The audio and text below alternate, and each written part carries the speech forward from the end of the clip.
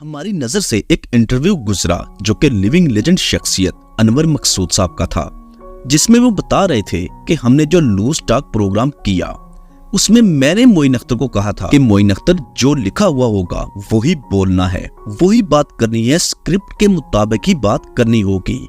मैंने मोइन से कहा था कि मोइन जो लिखा हुआ है you have to perform that, और 389 एपिसोड्स में मोइन ने वही किया जो स्क्रिप्ट में लिखा। स्क्रिप्ट के अलावा बात नहीं करनी, और फिर 389 एपिसोड हुई और मोइन अख्तर ने सब कुछ वही किया जो उन्होंने उनको लिखकर दिया था। अगर अनवर मकसूद साहब का वो प्रोग्राम देखा जाए, उसका मुकम्मल प्रोग्राम का खुलासा किया जाए, तो अनवर मकसूद साहब के कहने का मतलब ये था कि जो लूज टॉक प्रोग्राम था, उस प्रोग्राम का आइडिया, सेट, डायलॉग, उसमें की गई बातें, गेटअप, सब कुछ अनवर मकसूद साहब का तख्लीक करदा था।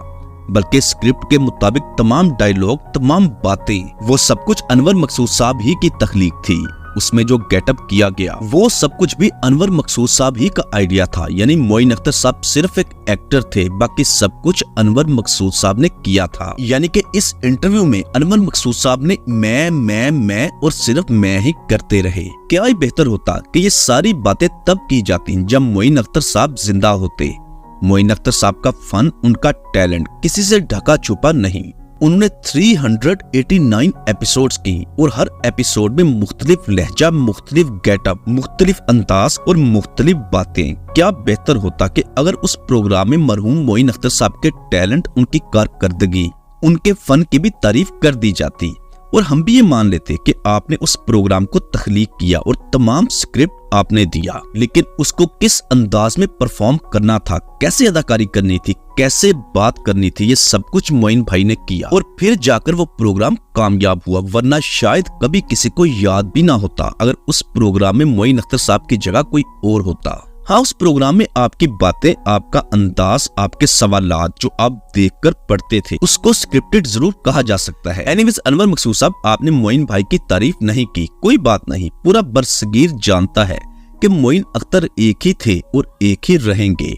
दिलीप कुमार जैसे फनकार ये कहने पर मजबूर हो गए थे कि ये मेरी खुशकिस्मती है कि आज मेरा इंटरव्यू मोइन अख्तर कर रहे हैं। मोइन अख्तर बादशाह थे, तंजो मज़ा में उनका कोई सानी नहीं था। किसी भी गेटअप में मोइन अख्तर परफेक्ट लगते थे। जिस तरह गायकी में मादम नूर जहां, मेहंदी हसन, नुसरत फतेह अली खान साहब और लता मंगेशकर जी हैं, वैसे ही तंजो मज़ा में मोइन अख्तर से बढ़कर कोई नहीं। उमर शरीफ जैसे फनकार मोइन अख्तर को अपना उस्ताद कहते थे। हमें आपका इंटरव्यू सुनकर दुख हुआ। आपने शायद बहुत सारी बातें सच्ची की हों, लेकिन शायद आप ये भूल गए कि आप जिस इंसान की बात कर रहे हैं उसका किसी से मुकाबला नहीं। उसने लूज टॉक जैसे प्रोग्राम को जिस अंदाज से अदा किया कि आज भी लोगों के ज़हनों में नक्श है। ये उनका अंदाज, उनकी अदाकारी ही थी कि आज भी लोग उस प्रोग्राम को देखना पसंद करते हैं। दोस्तों, आपकी इसके मुतालिक क्या राय है, नीचे कमेंट बॉक्स में लाजमी लिखिएगा। चैनल पर अगर नए हैं तो इसे फौरी सब्सक्राइब और साथ दिए गए बेल ऑप्शन को भी प्रेस करते हैं। मिलते हैं दोबारा बहुत जल्द। अल्लाह हाफिज।